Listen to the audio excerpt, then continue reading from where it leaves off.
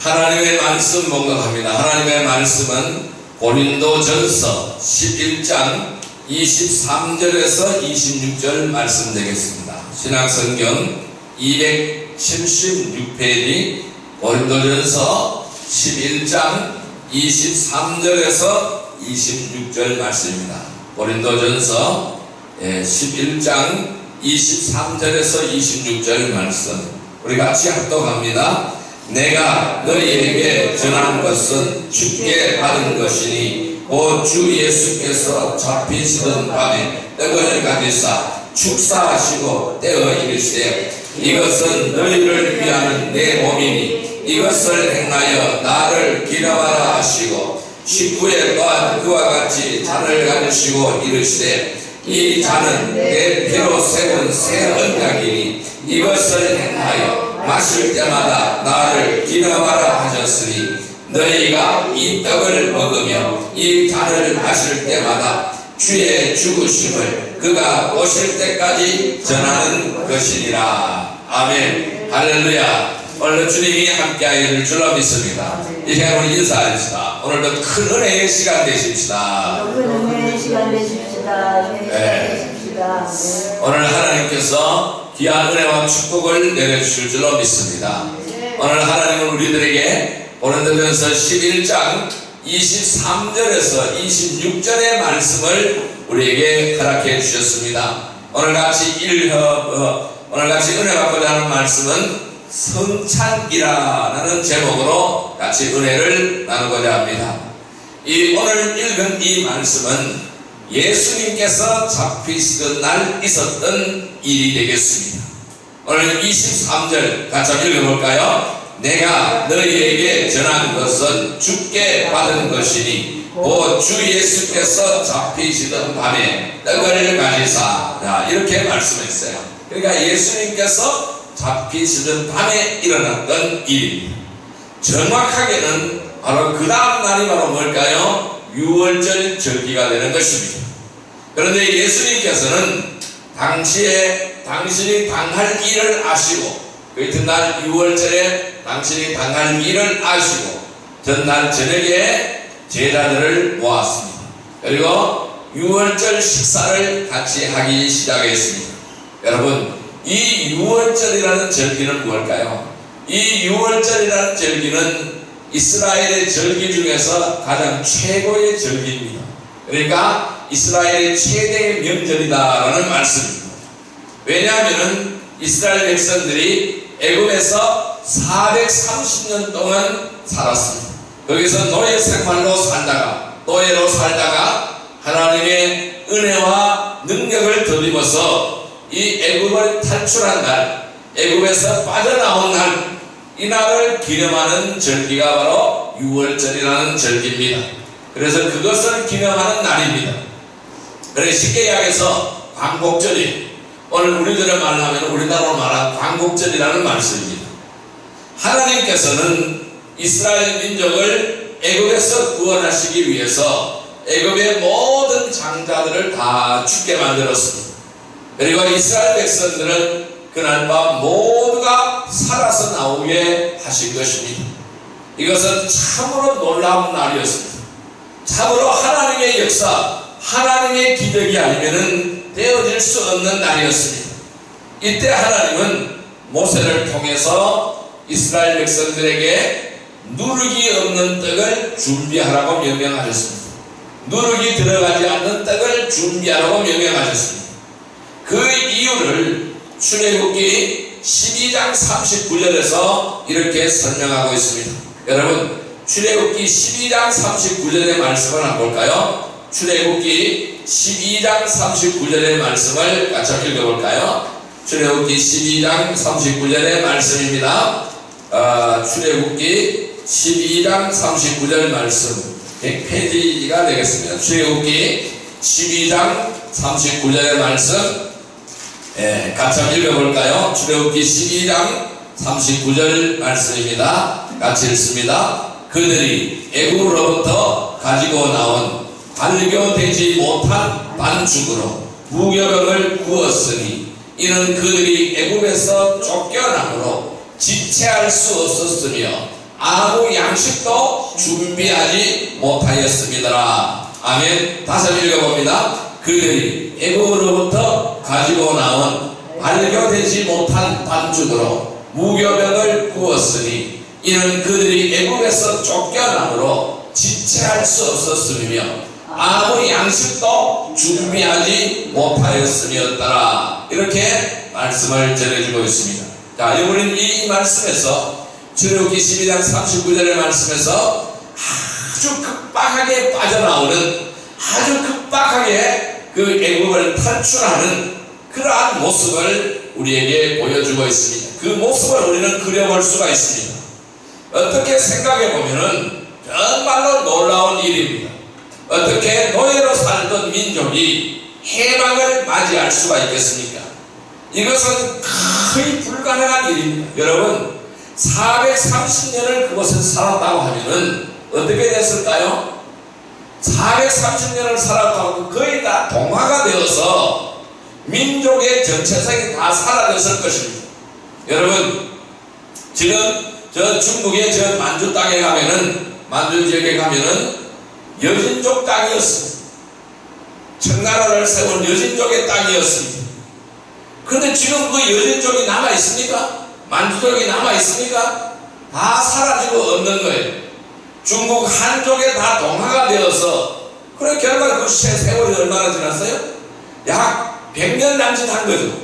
그 세월이 지나갔는데, 이 100한 몇십 년 세월이 지나갔는데 완전히 사라지고 그 민족을 찾을 수가 없는 것입니다.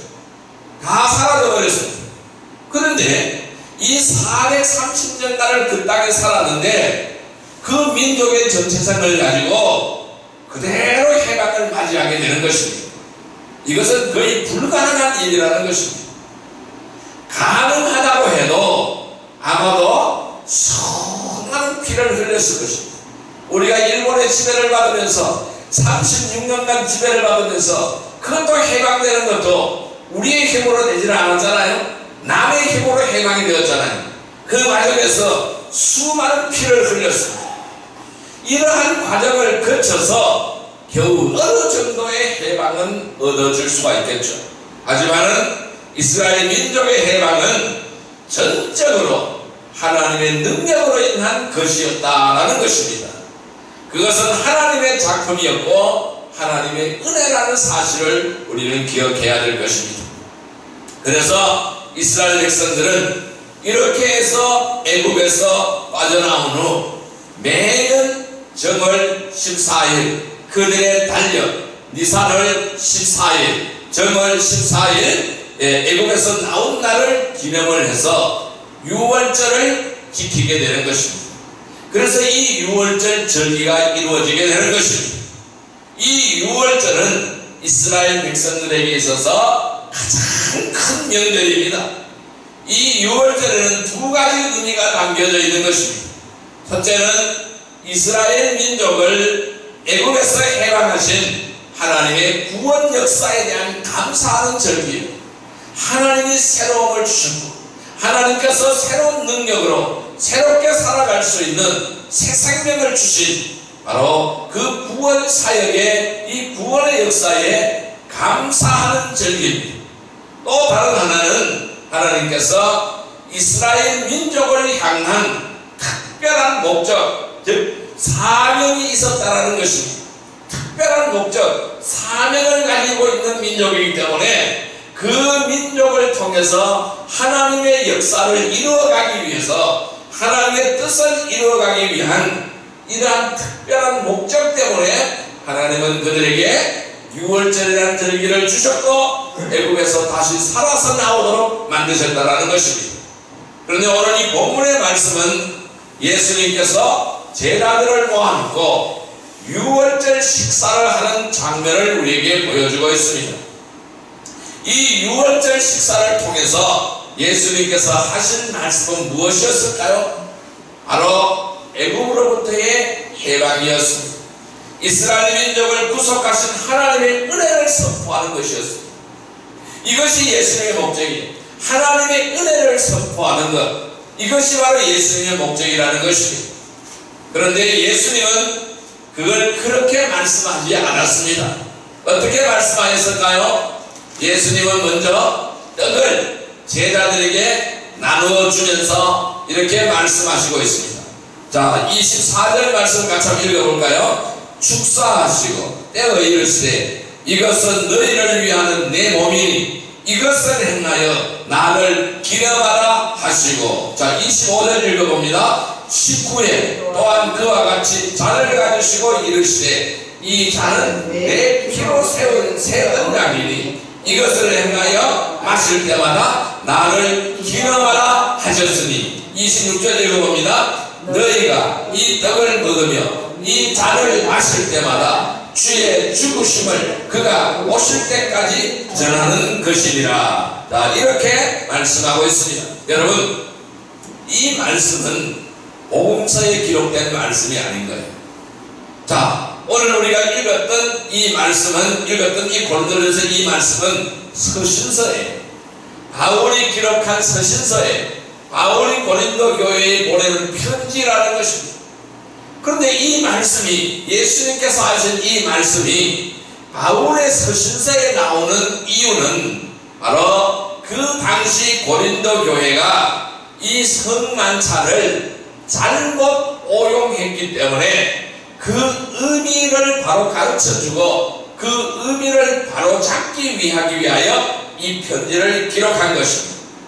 이 성만찬은 초대교회, 특히 고린도 교회 안에서 많이 오용되었고 남용되었다라는 사실입니다. 성찬식이 오용된 이유는 그 내용을 좀 더 우리가 구체적으로 살펴볼 필요성을 가지고 있습니다. 초대교회 당시에는 성찬과 애찬이라는 것이 있었어요. 성찬이 있고 애찬이라는 것이 있었습니다. 오늘 우리가 읽었던 이 본문을 자세하게 살펴보면은 성찬식만 한 것이 아니라는 사실을 우리에게 보여주고 있습니다. 그들은 식사를 했어요. 같이 음식을 먹었어요. 예수님과 제자들 둘러앉아서 음식을 먹었습니다. 식사와 함께 성찬식을 했다라는 것입니다. 식사를 했고 그 다음에 성찬식을 했다라는 것입니다. 예수님께서 떡을 떼어서 제자들에게 주시고 난 후에 25절을 보면은 뭐라고 말씀합니까? 식후에 또한 그와 같이 잔을 가지시고 이르시되, 이렇게 말씀하고 있어요. 식후에 그랬습니다. 식후에, 음식을 드신 후에, 그러니까 식사를 한 후에, 이렇게 해석이 되겠죠. 자, 여기에서 말씀하는 식후라는 말씀은 예수님께서 제자들과 떡을 떼신 것과 함께 식사를 하셨다는 것을 우리가 알 수가 있는 그러한 대목이 되겠습니다. 그리고 식사를 마친 후에, 오늘 우리말로 풀이를 한다면은 식사를 모두 마친 후에 잔을 가지시고 이 잔은 내 피로 세운 새 언약이라 라고 예수님께서 말씀하셨다는 것입니다. 그렇다면은 이 초대교회에서는 식사를 했고 성찬식을 행했는데, 그러니까 식사도 하고 성찬식도 행했다는 것입니다. 그런데 이때 하는 식사를 흔히 그들은 뭐라고 불렀느냐 하면은 애찬이라고 불렀습니다. 애찬이라고 불렀습니다. 여기서 이제 문제가 생기기 시작합니다. 초대교회 성도들은 이 성찬의 의미가 더 중요한데, 같이 밥 먹는 것보다 성찬의 의미가 더 중요한데 이들은 먹는 것 자체에 관심을 가졌던 것 같습니다. 밥 먹는 것에 많은 관심을 가졌던 것 같습니다. 특히 초대교회 시절에는 아직까지 신분의 차이가 그들에게 분명히 남아있는 것이죠. 신분의 차이가 분명히 남아있었는 것이죠. 고대 시대에는 주인과 노예가 함께 공존했잖아요. 노예가 있었잖아요. 그 주인과 노예가 함께 공존하는 시대였어요. 그때도 마찬가지라는 것입니다. 그런데 교회 안으로 들어오면서 교회 안에는 주인도 들어오고 노예도 들어왔어요. 자유자나 종이나 다 들어왔어요. 신분의 차이가 없이 다 들어왔습니다. 인종의 차별이 없이 다 들어왔습니다. 그런데 이러한 신분의 차이가 교회 공동체 안에서는 없어졌습니다. 이것만으로 굉장히 놀라운 일이잖아요. 그러나 어떤 면에는 사회적인 신분의 차이가 교회 안에서의 나눔의 구별을 갖게 만들었다는 것입니다. 사회적인 신분의 차이가 교회 안에서 나눔의 구별을 갖게 만들었다는 것입니다.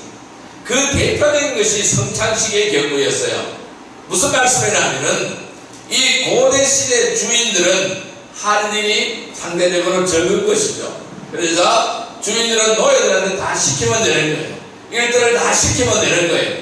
그러면 주인들은 할 일이 상대적으로 적은 거예요.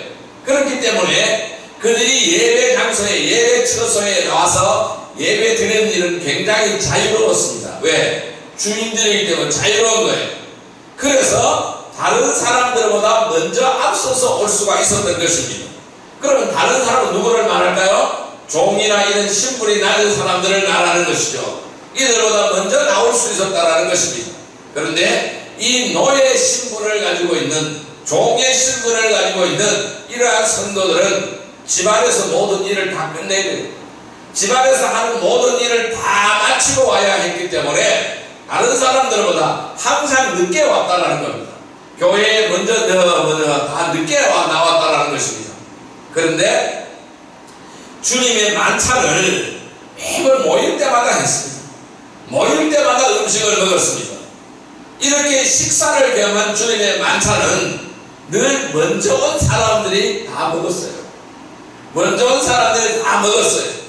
그리고 노예인 성도들이 왔을 때는 이미 음식이 다 없어진 후라는 거예요. 이런 떡들이, 준비한 떡들이 다 없어진 후라는 것입니다. 때로는 주님의 피를 기념하는 포도주를 너무 많이 마셔서 취하기도 했다는 것입니다. 그래서 27절 이하의 말씀을 보면은, 자, 오늘 고린도전서 11장 27절 말씀을 같이 한번 읽어볼까요? 11장 27절 말씀입니다. 그러므로 누구든지 주의 떡이나 잔을 합당하지 않게 먹고 마시는 자는 주의 몸과 피에 대하여 죄를 짓는 것이니라, 이렇게 말씀하고 있어요. 그러면은 주의 떡과 잔을 합당하게 먹고 마시는 자는, 합당하지 않게 먹고 마시는 자는 주의 몸과 피에 죄를 짓는 것이다 라고 바울 사도는 설명하고 있는 것입니다. 그러므로 우리는 이 성찬식에 참여할 때는 항상 자신을 살펴야 됩니다. 자신을 살피고 그 후에야 이 떡을 먹고 이 잔을 마셔야 하는 것입니다. 주의 몸을 분별하지 못하고 먹고 마시는 자는 자기의 죄를 먹고 마시는 것과 같다고 분명하게 말씀하고 있습니다. 자, 그래서 여기서 사도 바울은 아주 심각한 말씀을 던져주고 있습니다.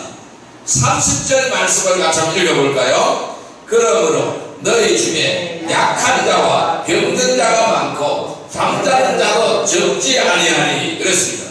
너희 중에 약한 자가 있고 병든 자가 있고 잠자는 자도 적지 않게 많이 있다, 이렇게 말씀합니다. 이 말은 심각한 말입니다. 심각한 말씀입니다. 여러분 생각해 보십시오. 어느 공동체나 몸이 아픈 사람, 불편한 사람 있을 수 있습니다. 연세가 드시면 점차 몸이 쇠약해지는 건 당연한 일입니다. 또 여러가지 자연적인 환경이나 주변 여건들로 인해서 몸이 쇠약해지는 것은 당연한 일입니다. 약해질 수도 있습니다. 그런데 고린도 교회에 몸이 약한 자가 많이 있었다는 것입니다. 많이 있었다는 것입니다. 적게 있는 것이 아니고 많이 있었다는 것입니다. 사도 바울은 그 이유를 설명을 하는데, 왜 이렇게 몸이 약한 자들이 많으냐, 병든 자가 많으냐, 죽은 자가 많으냐, 그 이유를 설명하는데, 그것은 그 이유는 바로 뭐냐 하면은 주님의 만찬에 잘못된 자세로 참여했기 때문이라는 사실을 말씀하고 있습니다. 그러니까 주의 몸을 제대로 분별하지 못했다는 것입니다. 그러니까 이 성찬을 제대로 분별하지 못하고 제대로 행하지 못했기 때문에 그렇다는 것입니다. 그러니까 그 잘못 행했다는 것입니다. 만찬에 잘못된 자세로 참여했기 때문이라고 설명하고 있습니다. 이 말씀은 당시의 상황으로만 볼 때에 사도 바울의 해석입니다. 그러나 오늘 우리는 이 말씀이 바르다는 사실을 부정할 수는 없습니다. 틀렸다고 말할 수가 없습니다. 문제의 심각성은 이 고린도 교회의 성도들은 그들의 질병과 그들의 죽음에 대한 이유를 알지 못했다는 거예요. 그들이 왜 몸이 아픈 사람이 많았고 병자가 많았고 왜 죽은 자가 많았느냐라는 이 사실을 제대로 깨닫지 못하고 알지 못했다는 사실입니다. 그들은 그렇게 생각하지 않고 있었다는 것입니다. 그들은 이유를 모르고 약하고 질병으로 고통을 겪었으며 때로는 죽음에 이른 사람들로 있었다는 것입니다. 왜? 무지하다는 게 무지. 그런데 실제 이 영적 무지가 그들의 삶에 고통과 질병을 가져왔다는 사실을 보여주고 있는 것입니다. 하지만 오늘 우리는 본문 말씀 안에서만 생각해 보고 있습니다. 여기서 우리가 기억을 해야 될 것은 성찬, 주님의 만찬에 대한 남용에 관한 문제라는 것입니다. 남용에 관한 문제라는 것입니다. 성찬은 우리에게 무한한 유익을 주는 예식입니다.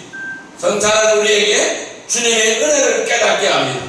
그래서 우리로 하여금 그분의 은혜를 더 잘 알 수 있도록 깊은 믿음으로 인도해 주시는 것입니다. 그래서 십자가의 은혜와 사랑, 십자가의 능력을 깨닫게 하고 또 그분 안에서 하나님의 무한한 삶의 은총을 누리게 하는 복된 예식이라는 사실입니다.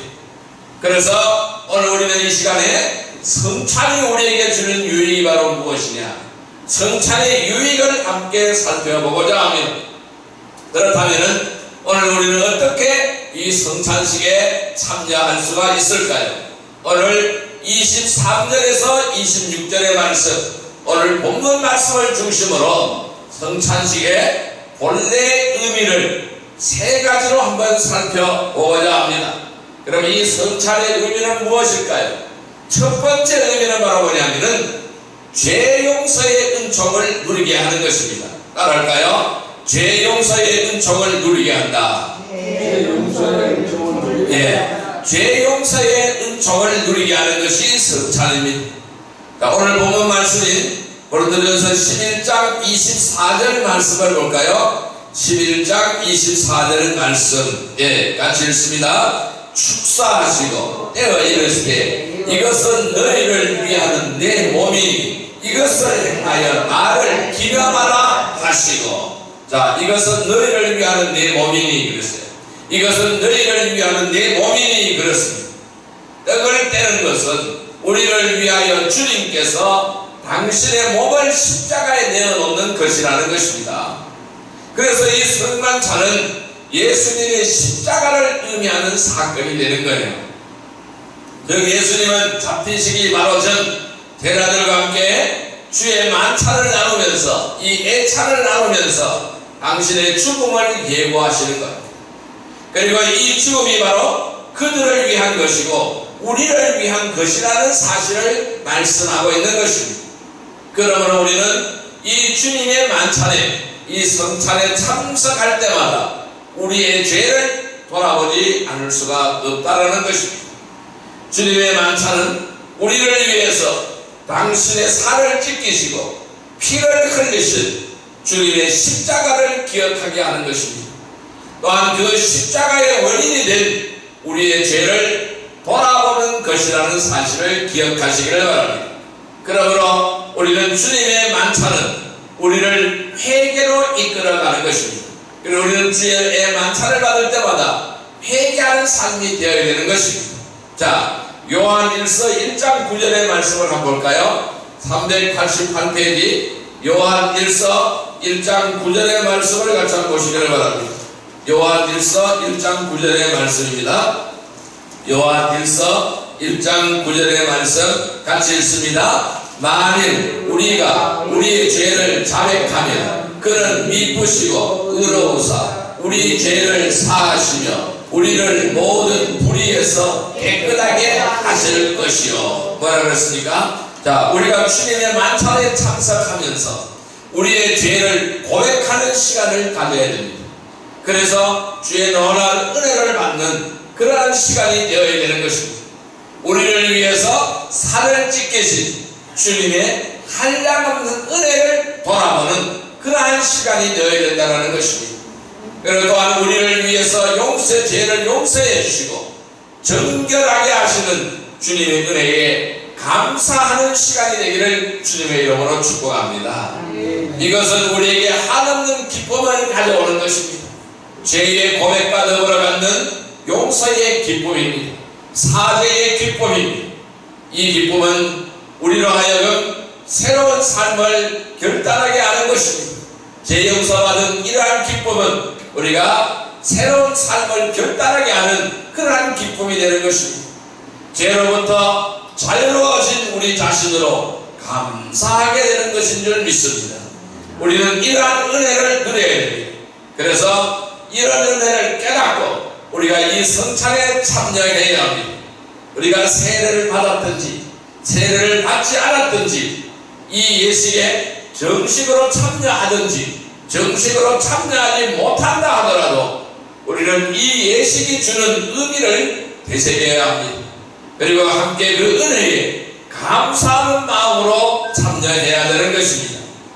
그래서 우리는 이 성찬을 통하여 나를 구원해 주신 그 은혜에 감사하는 성도들이 되기를 바랍니다. 그리고 죄 용서의 은총을 누리는 복된 성도들이 다 되시기를 주님의 이름으로 축복합니다. 두 번째 의미는 바로 뭐냐 하면은 주님과 새 언약을 맺는 것입니다. 따라할까요? 주님과 새 언약을 맺는 것이다. 네, 이것이 두 번째 우리에게 주는 의미입니다. 주님과 새 언약을 맺는 것입니다. 자, 고린도전서 11장 25절 오늘 본문 말씀을 같이 읽어봅니다. 식후에 또한 그와 같이 잔을 가지시고 이르시되 이 잔은 내 피로 세운 새 언약이니 이것을 행하여 마실 때마다 나를 기념하라 하셨으니. 자, 뭐라고 말씀했습니까? 이 잔은 내 피로 세운 새 언약이다. 이 잔은 내 피로 세운 새 언약이니 이 잔은 내 피로 세운 새 언약이니 이렇게 말씀하셨습니다. 자, 여기서 새 언약이라고 말씀하고 있습니다. 이 새 언약이라는 말은 대표적으로 에레미야서 31장 31절 33절에 자세하게 나타나고 있습니다. 같이 읽어볼까요? 에레미야서 31장 31절에서 33절의 말씀이 되겠습니다. 구약성경 1102페이지 구약성경 1102페이지 에레미야서 31장 31절에서 33절의 말씀입니다. 1102페이지입니다. 에레미야서 31장 31절에서 33절 말씀. 예, 같이 읽습니다. 여호와의 말씀이니라. 보라, 날이 이르리니 내가 이스라엘 집과 유다 집에 새 언약을 맺으리니 이 언약은 내가 그들의 조상들의 손을 잡고 애굽 땅에서 인도를 내던 날에 맺은 것과 같지 아니할 것은 내가 그들의 남편이 되었어도 그들은 내 언약을 깨뜨렸습니다. 여호와의 말씀이니라. 그러나 그날 후에 내가 이스라엘 집과 맺은 언약은 이러하니 곧 내가 나의 법을 그들의 속에 두며 그들의 마음에 기록하여 나는 그들의 하나님이 되고 그들은 내 백성이 될 것이라. 여호와의 말씀이라. 여러분, 옛 언약은 어디에 기록이 되어져 있어요? 십계명 돌비에 기록이 되어져 있습니다. 옛 언약은 십계명입니다. 돌비에 기록이 되어져 있습니다. 그러나 새 언약인 성도들은 어디에 이 새 언약이 기록되어질까요? 우리들의 마음속에 기록이 되는 것입니다. 마음에 기록이 되는 것입니다. 신비에 기록이 되는 것을 믿으시기를 바랍니다. 그래서 새 언약이란 성도들의 속에 있는 것입니다. 새 언약은 성도들의 속에 기록해놓은 하나님의 말씀입니다. 하나님의 약속입니다. 그것은 어디에 기록? 우리의 마음에 기록한다라고 오늘 에레미야서 31장 31절 33절에서 말씀하고 있습니다. 그래서 그들은 내 백성이 되고 나는 그들의 하나님이 되리라고 주님은 말씀하시고 있습니다. 여러분, 옛 언약은 이스라엘 백성들의 외적인 행위를 규제하는 율법입니다. 새 언약은 주의 자녀들이 마음을 움직이고 마음 깊은 곳에서부터 주님의 사랑을 받아들이고 그분의 사랑이 움직이는 역동적인 삶을 가능하게 하는 언약이 바로 새 언약이라는 것입니다. 그래서 이 예수님께서는 이 성만찬을 통해서 교회라는 공동체가 마음의 깊은 곳에서부터 움직이는 역동성을 따라서 주님을 향해 나아가는 변화된 삶을 의도한 것이라는 것입니다. 그러므로 우리는 항상 이 주님의 말씀을 통한 은혜에 의해서 움직이는 삶을 살아가야 되는 것입니다. 그러므로 성도는 무엇이든지 억지로 행하지 않습니다. 성도는 언제나 기쁨과 자원함으로 주님 앞에 나아가는 것입니다. 그래서 하나님을 사랑하고 이웃을 사랑하는 일도 기쁨으로 행하게 하는 것입니다. 때로는 원수까지도 기꺼이 주님의 사랑으로 품어 안을 수 있는 그러한 능력을 갖게 되는 것입니다. 스데반이 청년 사울을 중심으로 해서 유대인들에 의해서 돌에 맞아서 순교당할 때에 그가 돌에 맞아 죽을 때 그는 하늘이 열리는 것을 경험하게 되는 것입니다. 그래서 그것을 열리는 것을 보면서 그의 얼굴은 변화되기 시작하는 거예요. 천사의 얼굴같이 같아지면서 하늘을 향하여 손을 들고 그들을 위하여 기도하는 것입니다. 자기를 돌로 치는 사람들을 위하여 기도하는 것입니다. 아버지 하나님, 이 일을 그들에게 돌리지 마옵소서. 그들은 저들이 하는 일을 모릅니다라고 하나님 앞에 기도하는 것입니다. 자기를 죽이는 사람들을 향하여 기도하는 것입니다. 이것이 바로 뭘까요? 성도들의 모습이라는 것입니다. 이런 능력이 어디서 나올까요? 이런 사도 바로 이러한 스데반과 같은 이러한 능력이 어디서 나올까요? 순교를 나가면서도 그들을 끌어안는, 자기를 죽이려고 하는 사람들을 끌어안는 이러한 사랑은 어디서 나오는 것일까요? 그것이 바로 우리 마음 안에 주시는 새 능력으로 인한 것이라는 것입니다. 주님께서는 오늘 우리들에게 동일하게 역사하시는 줄 믿습니다. 우리의 삶 속에서 주님께서 주시는 이 무한한 기쁨과 자원함과 이러한 은혜로 주님께 충성스러운 삶을 살아가며 기쁨을 누리는 은혜가 있기를 원하는 것입니다. 이것이 바로 주님이 바라는 것입니다. 이런 은혜를 우리는 누리고 살아가야 되는 것입니다. 이런 은혜를 깨닫고 우리는 이 성찬 예식에 참여해야 됩니다. 그래서 이 예식이 주는 의미를 되새기며 함께 그 은혜에 감사하는 마음이 필요한 것입니다. 이 성찬을 통하여 나를 구원하신 그 은혜에 감사하시기를 바랍니다. 그리고 죄 용서의 은총을 누리시기를 바랍니다. 그리고 주님과 새 언약을 맺고 기쁨을 누리는 성도들이 다 되시기를 주님의 이름으로 축복합니다. 자, 세 번째 의미는 바로 뭘까요? 주님의 죽으심을 선포하는 것입니다. 따라할까요? 주님의 죽으심을 선포하는 것이다. 예, 오늘 본문 말씀인 고린도전서 11장 26절의 말씀을 같이 한번 읽어볼까요? 11장 26절의 말씀입니다. 같이 읽습니다. 너희가 이 떡을 먹으며 이 잔을 마실 때마다 주의 죽으심을 그가 오실 때까지 전하는 것이니라. 아멘. 자, 여러분, 주님의 성만찬을 행하는 것은 주님의 죽으심과 이 부활을 포함해서 주님께서 다시 오신다라는 사실을 선포하는 것입니다. 오늘 본문을 보면은 이렇게 말씀하고 있습니다. 그가 다시 오실 때까지, 그가 다시 오실 때까지 말씀하고 있어요. 다시 오실 때까지 전하기 위함이라고 말씀하고 있습니다. 이 한 구절 안에 주님의 죽으심과 다시 오심, 즉 재림을 같이 말씀하고 있는 것입니다.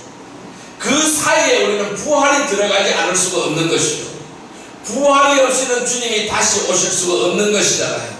그러므로 우리는 이 말씀을 통하여 보여주는 이 성만찬의 세 번째 목적은 우리로 하여금 주님의 십자가의 죽음과 부활, 그리고 다시 오신다는 사실을 전하는 것입니다.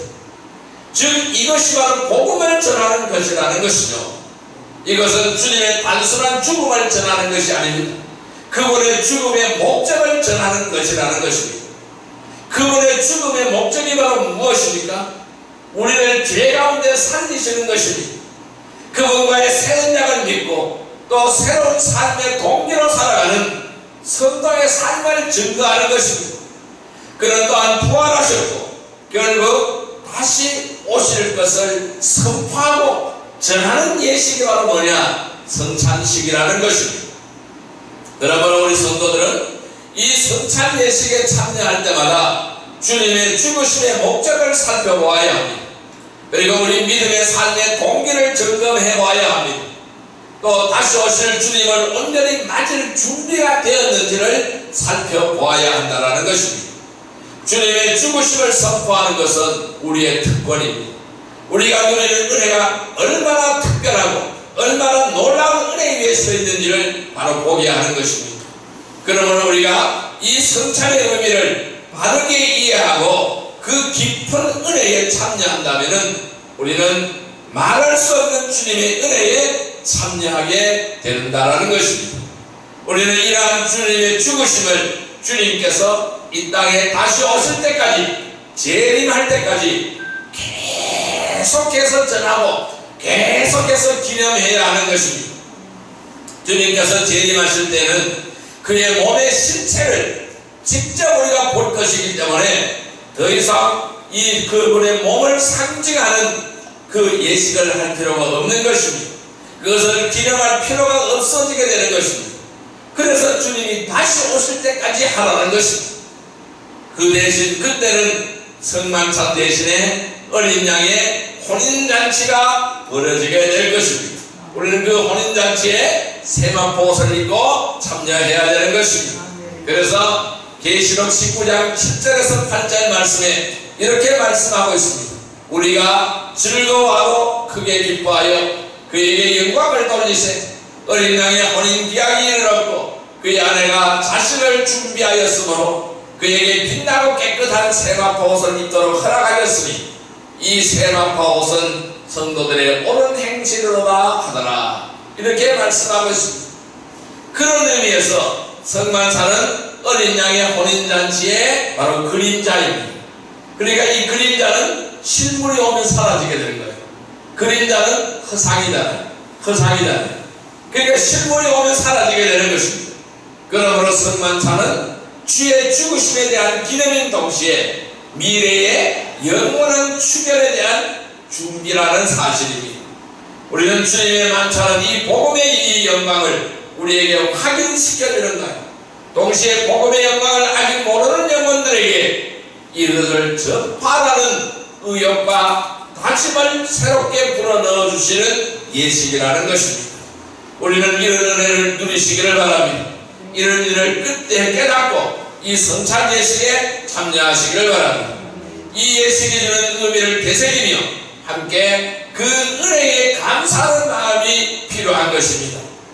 이 성찬을 통하여 나를 구원하신 그 은혜에 감사하며 죄 용서의 은총을 누리며 주님과 새 언약을 맺고 주님의 죽으심과 다시 오심을 선포하며 어린 양의 혼인잔치에 기쁨을 누리는 복된 성도들이 다 되시기를 주님의 이름으로 축원드리옵나이다. 자, 이제 말씀을 정리하여 보겠습니다. 이제 우리는 어떻게 하여야 될까요? 이제 우리는 주님이 잡히신 날 저녁에 제자들과 함께 나눈 이 성만찬에 이제 참여를 하게 될 것입니다. 이 성만찬은 우리에게 주님의 십자가의 죽음의 의미를 한층 더 깊이 이해하도록 돕는 은혜를 우리에게 베풀어 주십니다. 그런데 초대교회의 많은 성도들은 이 성찬식을 어느 정도 남용하고 의미 없이 받아들인 적이 없지 않습니다. 이 성찬식의 남용을 피하는 방법은 이 성찬식의 정확한 의미를 기억하는 것입니다. 이 성찬식은 주님께서 당신의 몸과 피를 흘리심으로 당신의 생명을 다 내어주심을 보여주는 예식인 것입니다. 그래서 우리는 이 성찬을 통하여 나를 구원하신 그 은혜에 감사하고 죄 용서의 은총을 누리고 주님과 새 언약을 맺고 주님의 죽음과 다시 오심을 선포하고 이 미래에 있을 어린 양의 혼인잔치에 기쁨을 누리는 성도들이 다 되시기를 주님의 이름으로 축복합니다. 자, 이제 우리 자신을 살피시기를 바랍니다. 주님께서 우리에게 주신 이 은혜의 사건이 우리 자신과 다른 이들에게 영향을 미치고 우리의 삶을 변화시키는 이러한 역사를 이루어가야 됩니다. 그럴 때 주님께서 친히 명령하신 이 선만찬은 진정한 의미를 갖게 될 것입니다. 여러분, 우리는 이 성찬을 통하여 나를 구원하신 그 은혜에 감사하며 죄 용서의 은총을 누리며 주님과 새 언약을 맺고 주님의 죽으심과 다시 오심을 선포하고 어린 양의 환인잔치에 기쁨을 누리는 복된 성도들이 다 되시기를 주님의 이름으로 축복합니다. 기도드립니다. 사랑과 은혜가 아버지 하나님 감사합니다. 오늘 우리는 주의 전을 받으며 주의 뜻과 주의 전을 받으면서 우리 자신을 살펴보기를 원합니다. 주님께서 우리에게 주신 은혜의 사건이 우리 자신과 다른 이들에게 영향을 미치고 우리의 삶을 변화시키는 역사를 이루어가게 하여 주옵소서. 주님께서 명령하신 이 성만찬의 진정한 의미를 깨달아서 이 성찬을 통하여 나를 구원하신 은혜에 감사하고 제 용서의 은총을 누리며 주님과 새 언약을 맺고 주님의 죽으심과 다시 오심을 선포하며 어린 양의 환인잔치의 기쁨을 누리는 복된 성도들이 다 되게 하여 주옵소서. 예수님의 이름으로 감사하며 기도드리옵나이다. 아멘.